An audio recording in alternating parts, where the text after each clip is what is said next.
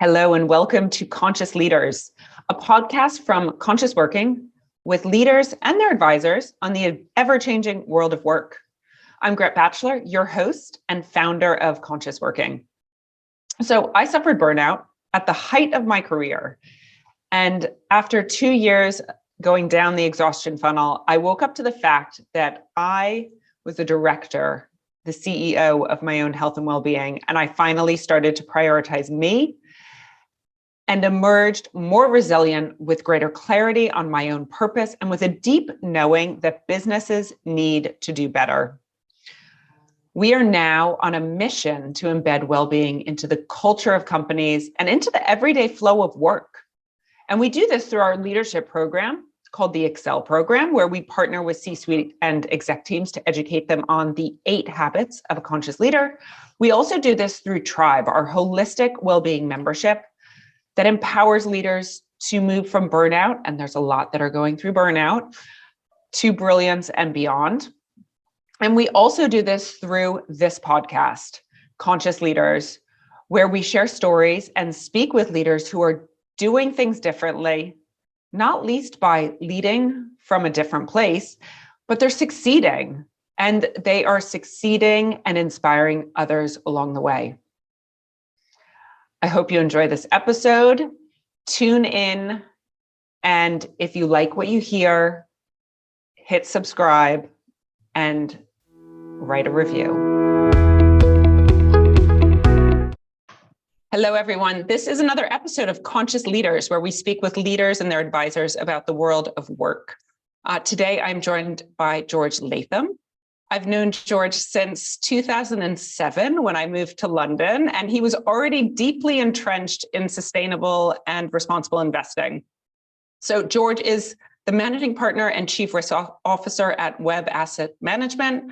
He's really a pioneer when it comes to impact investment and has been in this space since the 90s. And he's going to be talking about this and how it's evolved since then. He also walks the talk, something that we really believe in at Conscious Working, and is committed to living sustainably. And we'll get into a conversation about some of the things that he does to live sustainably on a personal level and how that has evolved, and maybe even offer some tips to help some of you get started. So I know this is going to be a really fruitful and interesting conversation, so we're going to dive right in. George, thank you so much for joining us today. No worries, Greg. Good to see you. Let's start off with your career and how you got to where you are now. So if you could give us a little synopsis of how it's evolved, it would be great. Sure. I guess originally I was a geographer at university, and that kind of matters in the sense that I look back at the other day. I was at my parents' house clearing out some old papers, and I found some essays I was writing on climate change in the 80s. So it's kind of been with me a long time. But when I left university, I actually spent 4 years in the army, but spent a lot of time in peacekeeping roles in places like Bosnia and Northern Ireland, which gave me a different kind of view on social problems, if you like. But went from there into the fund management industry. But quite quickly, when I joined the fund management industry, I found it wasn't really what I was expecting it to be. It seemed to be have very little relationship to the businesses you're investing in. It seemed to have quite little relationship to the people whose money you were investing as well. It seemed to be very short term and seemed to be obsessed with benchmarks. And I think all of those things are kind of feeling like I wasn't sure what I got into, meant I quite quickly sort of veered my career into sustainable investing. And so I joined the fund management industry in 96, and I think by 98 I was already involved in this kind of sustainable investing world, which was quite young at that stage, and just sort of growing a kind of consciousness of its own. And I remember then I kind of got involved in designing a module to try and incorporate thinking about sustainability into an investment process at the time, but wanted to do it in a more fulsome way or a more wholehearted way. And I took a fund to there was a fund that existed that was called the Environmental Opportunities Fund, where I was, a place called Threadneedle Asset Management at the time. And I took that fund to my boss, or my boss's boss, and said, why don't you let me relaunch this fund or run this fund and do exactly what it says on the tin, focus on companies who have an opportunity through addressing environmental challenges. And And I remember very clearly at the time, the director put his arm around my shoulder and said, "My dear boy, there'll never be a demand for that sort of thing." And so that was the kind of, I realized at that point I needed to reorientate a bit. And so I ended up going to a place called Henderson Global Investors, where I ran dedicated sustainable investment funds and ran the sustainable and responsible investment team. And there we took a step back from what had been designed as a world of ethical investing, of trying to avoid companies that did bad things, and responsible investing to look at corporate behavior, to try and think about how we might invest in the context of what we see happening in the global economy over the coming decades, which is that we think we're at the early stages of a massive transformation in the shape of the global economy towards a zero carbon and a more sustainable economy. And that will change the shape of every industry, and it'll create significant winners or losers. And so the object of our investment strategy is to invest in the companies that are actively enabling that transition to happen. And by enabling it, they're also benefiting from it happening because they're exposed to stronger growth markets in the end. So we set up that strategy 17 years ago, but we were always doing it within a business that had 45 other strategies. And so we were always going to be a bit of a niche business and not the core. And so from 2012, so for the last 10 and a half years or so, I've been managing partner at WHEB Asset Management, and the team at WHEB and I have been building a business where this is the only thing that we do. So this is what defines us as a business, as well as our investment strategy, that allows us, I think, to build both the way that we do business in a more kind of joined up way with the way that we also invest, but also to build stronger and deeper connections with our investors around the whole kind of holistic view of what it is that we provide in terms of what it means to be an investor with WHEB. I want to just go back to when you were first designing that original sustainable investing strategy, so late 90s, and understand, like, what did the space look like then? Clearly, it was small. That didn't seem like there was much of a demand, but how things have changed and evolved since then to now.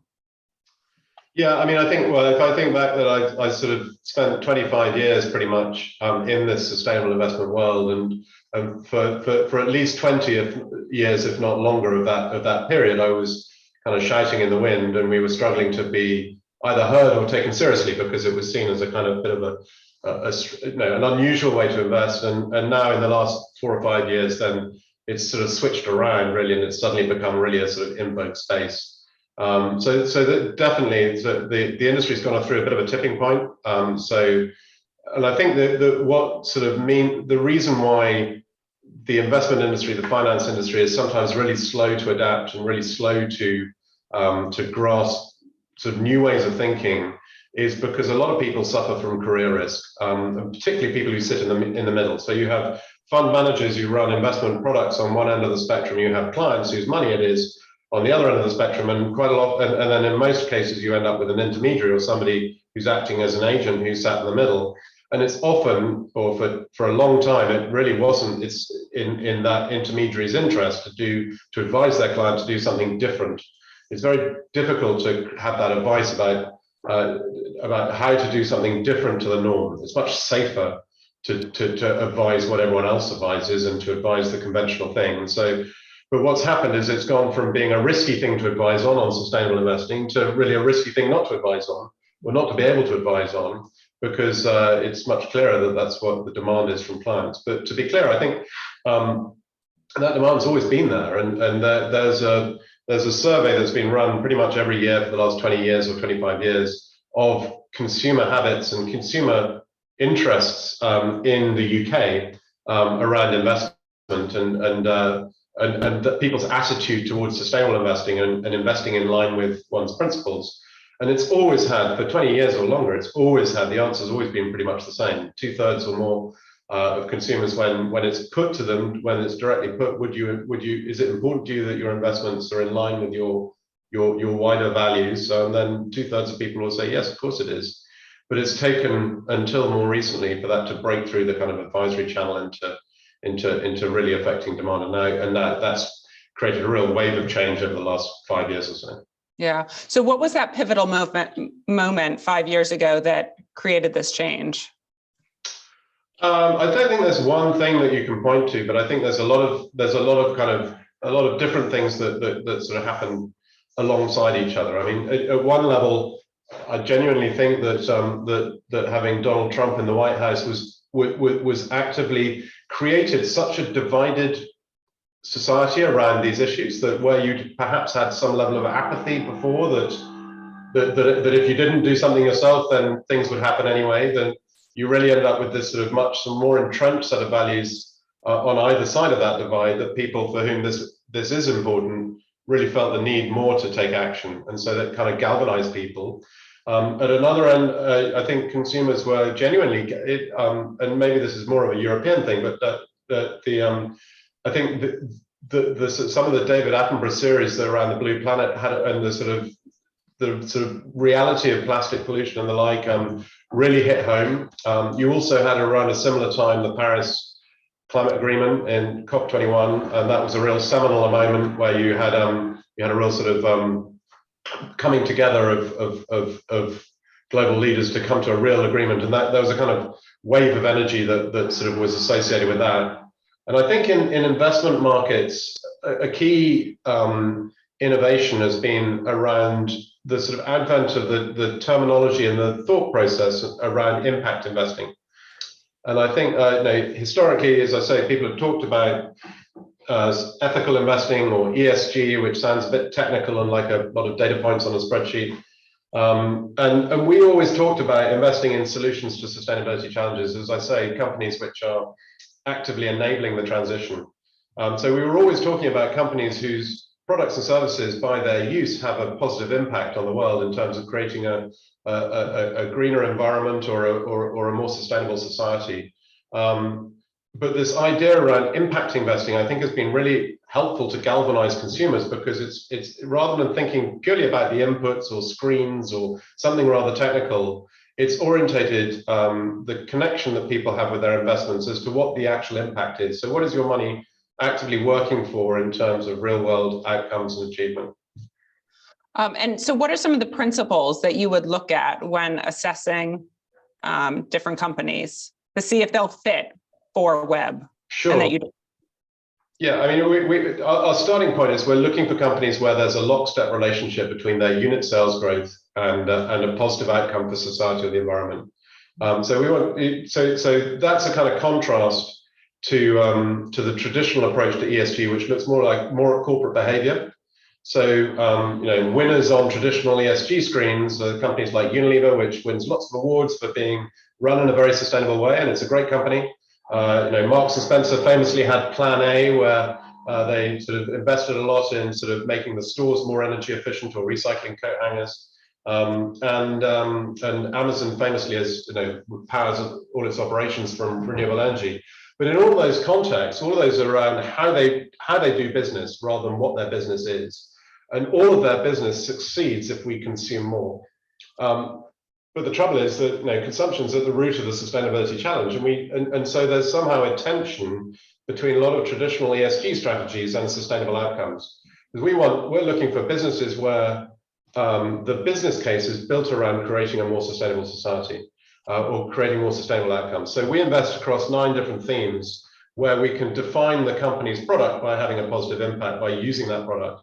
And those themes are both environmental themes and social themes. So they range from cleaner energy through resource efficiency, sustainable transport, environmental services, water and water management. And then on social themes, so more around health, education, safety, and well-being. So these are kind of themes associated with companies that allow us to put a framework around a focus on companies where actively using more of that product is a good thing. And then beyond that, we have an analytical tool which we've designed ourselves, which we call the Impact Engine, which tries to ask questions or use an analytical framework for us to ask questions of those products and services to look at whether that's a small step or a giant leap. So is this, it's very, this kind of in or out, or we can create a pool of investments by saying, well, all these products, broadly we can say this product has a positive impact, but then creating a more sort of analytical framework, a way of codifying that. We ask questions. We have a framework whereby we score companies around how important the outcomes are to the beneficiary, how large the outcomes are compared to a baseline, and how significant this particular product is in terms of contributing to the outcome, which allows us to look at, you can say, well, these are healthcare outcomes, but is this a hip replacement that's allowing a wealthy American to play tennis into their 70s, which is a very nice thing, but different to creating a life-saving new therapy, which both might be categorized under health.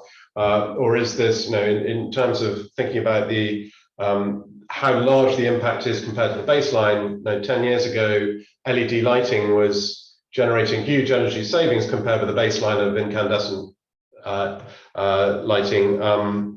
But today, LED lighting is the baseline. So that market's kind of gone through that growth curve. And in terms of the importance to the outcomes, allows us to think across value chains and the extent to which it may not just be the wind turbine, but it might be the blade or the gearbox or the ball bearing or even the maintenance contract, all of which are essential to creating that renewable energy, but are at different points in the value chain, and allows us to think about the nature of positive impacts in different cases and scenarios.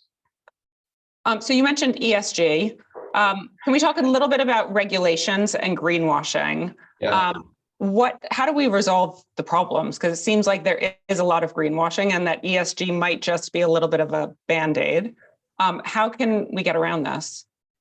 Yeah, I mean, as we described, if you've gone through a process where over the last 5 years everyone's suddenly rushed into this space and and seen it as a market opportunity, then that's going to create unintended consequences. And in a way, part of me doesn't want to get too worked up about greenwashing in a way, because it's just a natural first step. Suddenly everyone wants to say, well, I want to be in this space, and a lot of their, it's taken us 17 years and we haven't solved it all. We're still learning, and so it's bound to be that there's a lot of new people, new entrants rush into the space, that some of that won't be as credible as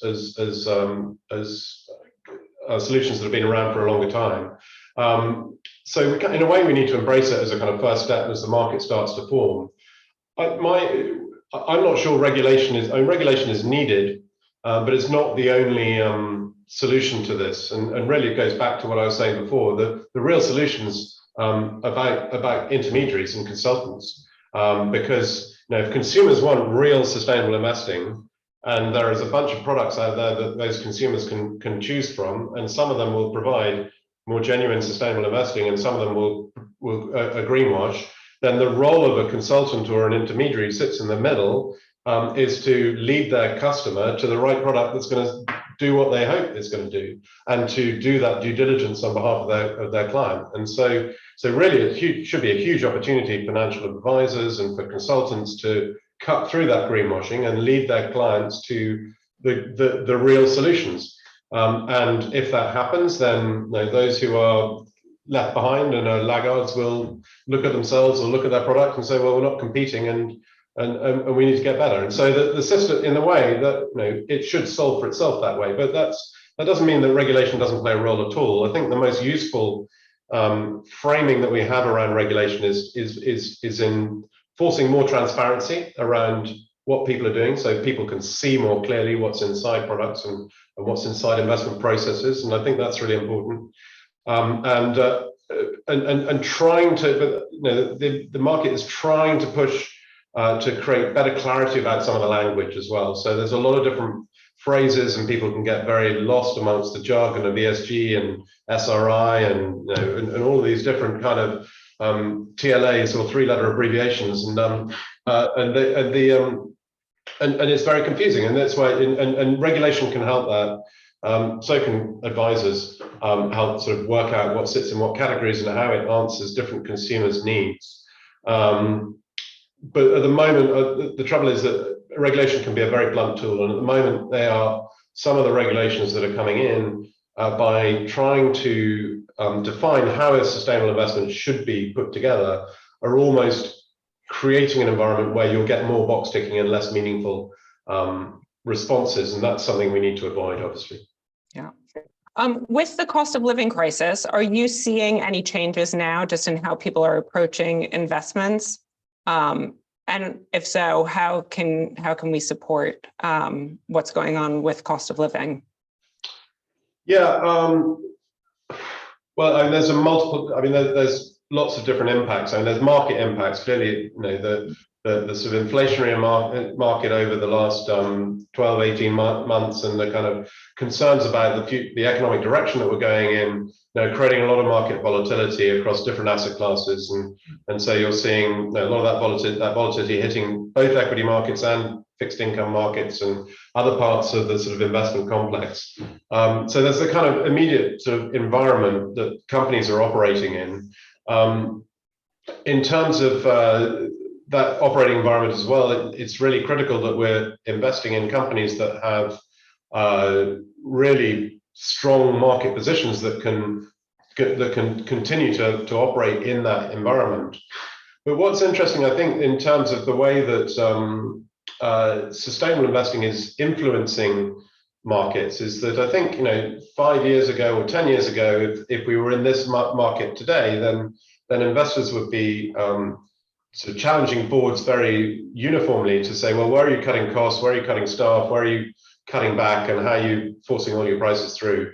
But I think there's a more sort of, and it's not uniform by any means, but there are places in which there is a more constructive conversation about how do you manage through this environment to create a more stable basis for your franchise over the long term. And that means a more nuanced conversation about how you treat your staff, how you make sure that your employees can are on a robust footing for themselves, so that you help them through this, and how it impacts on your customer base and so on, so that you emerge from this period in a future fit form. And so the critical thing to my mind around sustainable investment strategies, and it's not uniform yet in terms of the way that they are used, is that it leads to longer term thinking, and really only really works in the context of trying to invest in a longer term context. But you're still operating a market which is very short-termist in its approach, and the short-termist response is, cut your costs, make this year's numbers, do whatever you can to make the short-term numbers. The longer-term framework is what's going to put you in the best framework for the long term to sustain and grow your market share and all that. And I think it's encapsulated really in the kind of the conversation that has been going a long time. I mean, we're a certified B Corporation or benefit corporation, which really is about promoting stakeholder-based thinking as opposed to shareholder primacy. That was a kind of a torch that the B Corp movement held for about 10 years or longer before, I think it was 2019, the Business Roundtable in the US kind of adopted similar language of saying, well, if we're going to be successful in the long term, then purely thinking about our shareholders and nobody else is not really going to drive that kind of strategy. We need to think about how we create value for society, value for our employees, for value for our customers and our clients, value for the natural environment and civil society and the different kind of stakeholders in the business over the long term. And if we do that effectively, then we'll create value for our shareholders. And it's that kind of thinking that leads to a more constructive approach in today's market. But it's not pervasive by any means as yet. I'm just thinking about metrics. Like, what metrics do you have or can you share about more sustainable investments, impact investments, to prove that this is something that's valuable and viable? There's an issue with metrics in a sense, is that everyone wants to boil everything down into a single number. It's a bit like the Hitchhiker's Guide to the Galaxy, where everyone wants the answer to be 42, and they spend so long on focusing whether the answer on the single answer they've forgotten what the question is. And so there's a real desire in financial markets to benchmark everything, and by doing that, I think we lose a lot of the richness of the conversation. So what we're trying to do is to find a balance and a combination of metrics, of scientific data points, of hard and quantitative data, but to combine that with a qualitative analysis as well that sort of brings that into sense. So if we focus too much on single metrics, then I think we end up dumbing down the kind of conversation. But so we are, we've invested now a huge amount in terms of over the last 7 or 8 years, our impact reporting, and one of the critical parts of that is where we talk about net zero, for example. And so we have a net zero target for our own business. We have a net zero target for our portfolio as well. But the way we measure that is through about 8 different metrics, which can show the kind of journey that we're on from a different perspectives towards net zero. So we've got, if we look at the carbon embedded in our portfolio, in the last couple of years, that's actually gone up. It's gone up because the amount of money we're running is gone up even more. But ultimately, if we're going to get to net zero, that number's got to get to zero still, regardless of how much money we end up running. So we need to sort of, in a way, by having a whole 8 different metrics, it diffuses the focus on any one of them, whilst all of them need to get to zero from whichever way. So having that kind of slight sort of plethora of different analytical frameworks is helpful to us getting into the right place. We do have also one of the things that we've developed, which I think is really useful for consumers, but we need to be careful about how we use it. We developed this thing called an impact calculator, where we look at the outputs associated with using the products of the companies that we're investing in over a year, in terms of on 8 different metrics, whether it's carbon avoided, renewable energy generated, cost savings in the healthcare system, waste diverted from landfill, water treated, water use avoided, and so we've got 8 different metrics that come out of the impact calculator, which are an amalgam of data points drawn from an analysis of the products and services from our portfolio companies across a year.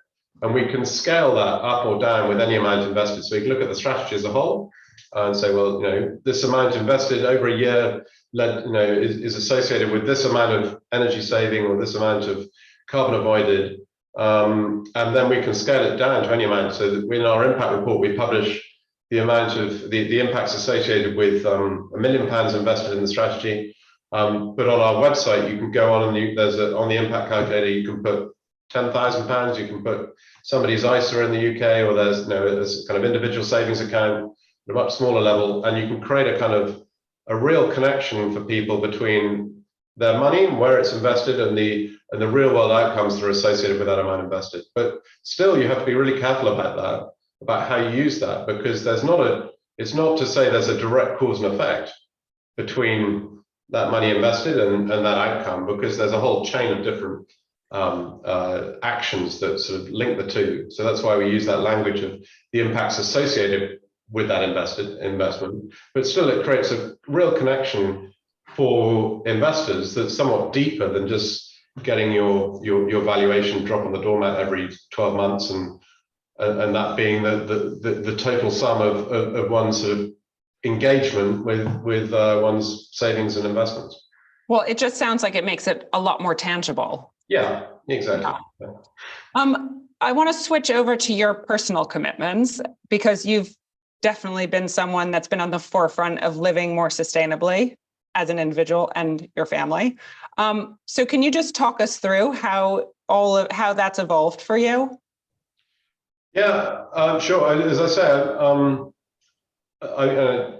we kind of all this is a really complex area, and the biggest thing about the sustainability challenges in the Earth as an ecosystem and all the rest of it is that this is a complex system, and so there's no like I was talking about metrics and measuring our impact as a portfolio. There's no single intervention that you can make on your own lifestyle, but I think it's more like a mindset of the kind of mindset that we get into of trying to think about the impacts of all of the way that we live, and also trying to cross the boundary or break down the boundary between our working life and our home life, and beyond that, how we influence our children as well.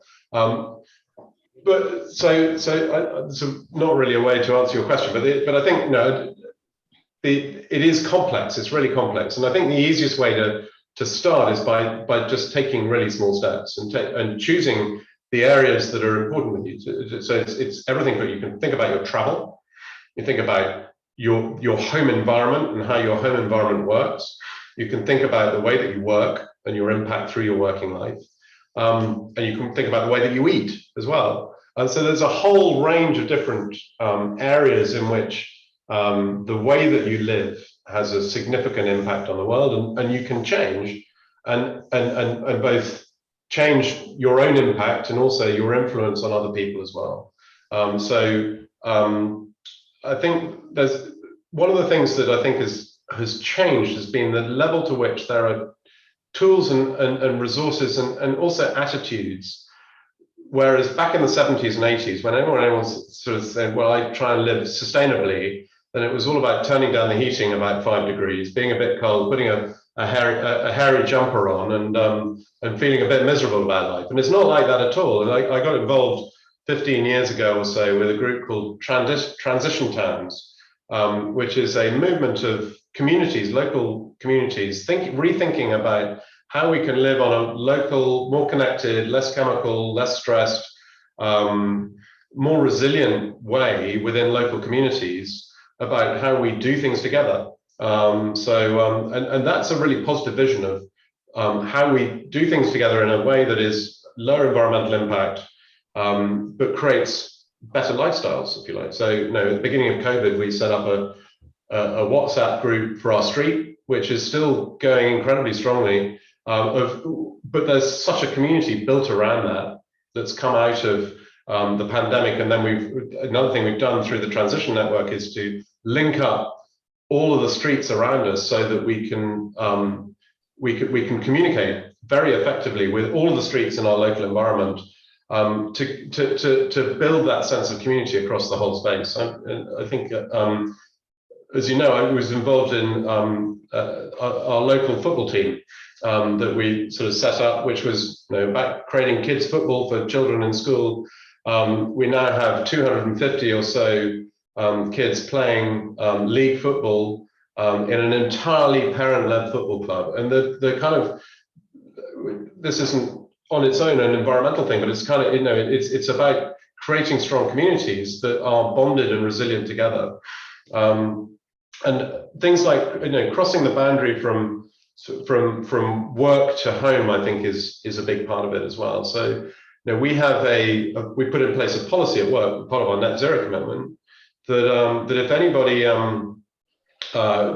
avoids flying to go on their holiday and instead goes over land, and that takes them longer, so they take the train down to Portugal to go and visit Tom and Gret, as opposed to flying down to see you and it takes a day to get to you, then we give people back that day on holiday. So you can get your holiday back by taking the time to go over land instead of flying. That's obviously a work policy that allows people, who creates a nudge for people to how they think at home, and allows us to lower our impact there. But really, I think if one's serious about doing it, it is about thinking about all those different areas. So, your travel. I've been waiting for over a year now for my electric car, but I was driving a Prius very early on, but I'm not fully electric yet.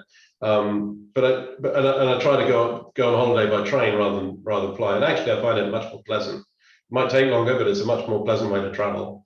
Your house then, is your house well insulated? Is your heating? If you've got access to be able to invest in renewable energy on your home, then it's generally a pretty good investment. It allows you to be off the volatility of fossil fuels. So there's a price impact as well as a kind of environmental impact as well. How you eat? Do we eat locally? Do we buy local food and from sustainable sources? Do we eat organic? Do we eat less meat? And so on and so forth. And so there's a kind of every aspect of how we live then has an influence and has an impact, and we all really need to. It's such a mindset change but little interventions, I think, is the way to kind of get into it. Yeah, I totally agree with you. It's a mindset. And actually, when I was first taking my steps, I found it really overwhelming because I felt like every step I tried to take, there was something also saying, well, that's also not right because of X, Y, and Z. So I've had to take a step back and just be like, okay, where am I going to focus now? Okay, especially moving to a new country, you have to figure out a whole new way of doing things and getting set up. Yeah. But also to sort of be okay that it's not going to be perfect. Yeah, no, But absolutely. Evolution. We have to live with that. Absolutely, that it's not going to be perfect, and but also we can kind of create a base, and you can just make progress every year. We do it as a business.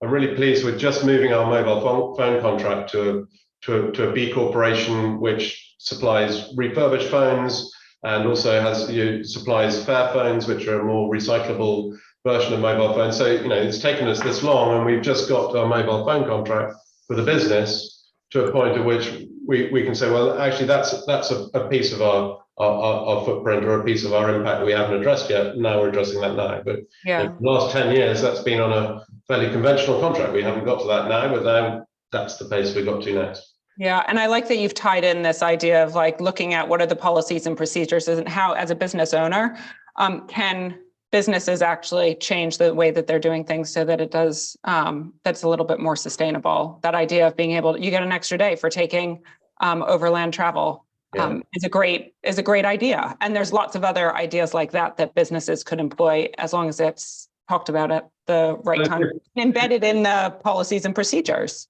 Yeah, exactly. And I really, if there are business managers or people who are running businesses who are listening to this, then I'd really recommend looking at the B Corporation framework, because it's a really organized way of thinking through your different impacts, and it's also a community of like-minded businesses that are trying to change, that are trying to do something similar, trying to change business and focus on business as a force for good.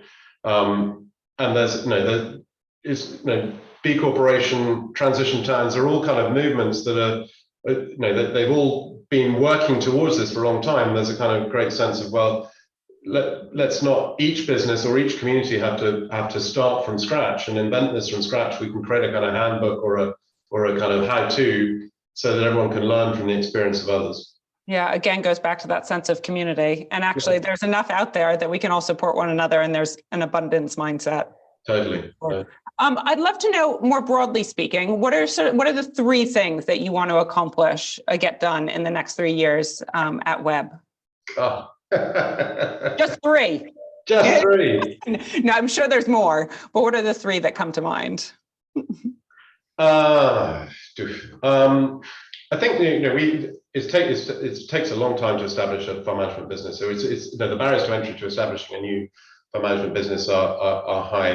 But we've been very fortunate that 10 years in, we're now relatively, we've got to a level of scale where we can invest. And I think it's, we've gone over the last few years from thinking we're just getting established to now it's about taking a step back and saying, what's the real culture we want to build in the business? And we've got that sort of airspace to really think about how we build for the long term. And so that's the kind of critical sort of overarching thing. Beyond that, it's also about sort of continuing to push the boundaries in terms of what impact investing means, and how we develop tools and for both analyzing impact within the portfolio, but also reporting on it. So that's something that we continue to push on. And then the third thing is, I think we have a real opportunity to create more direct relationships with our consumers. So we operate a lot through intermediaries and consultants of all types, but I think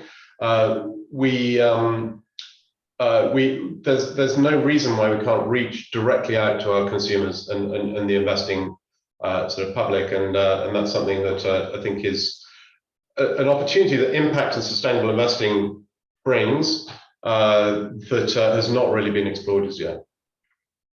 Right. And I just want to end with your well-being, saying as we're passionate at Conscious Working about well-being. How do you stay well, and what are some of your non-negotiables? Not well enough, I think. I'm sort of conscious of not doing enough sometimes, but I do actually. I try and stay relatively fit. I'm not uber sporty, but I kind of try and do something relatively regularly. And I try and do things that are about taking a step back and being mindful, if you like. So I do, I kind of meditate, but I also try and do meditative things, if you like, to So I think it's the best I can say is about being conscious when I'm not doing enough. It's all about awareness, right? Well, I like that. There's a kind of there's a stepwise way that people sometimes talk about of going from unconscious incompetence to conscious incompetence through to conscious competence, and then eventually, if you really reach a nirvana, then you've got to unconscious competence. And I think now somewhere veering between conscious incompetence and occasionally conscious competence. Wonderful. Let's see if you can get to the next step. Yeah. George, thank you so much. This has been really insightful. I really appreciate your time. I know you're very, very busy. And I know that our audience is going to get a lot out of this. So thank you for doing what you're doing. No worries. Lovely to see you. Lovely to see you too. Until next time, everyone, be here and be well. Thank you so much for tuning in. I'll see you in the next episode. And by the way, if you like what you heard, then hit subscribe to receive all the future episodes. Better yet, if you're feeling inspired by what you just heard, then leave a review letting me know who else you might want to hear from on Conscious Leaders. To learn more about the show, about Conscious Working, or Tribe, our membership, head over to our website, consciousworking.co. Yes, it's just CO, so consciousworking.co. And for those of you that might be suffering burnout, we have a great free resource, the Beat Burnout Guide. It's a really simple assessment with tools for you to take action now. Check it out in the show notes so that you can access it immediately. See you in the next episode. Be here and be well.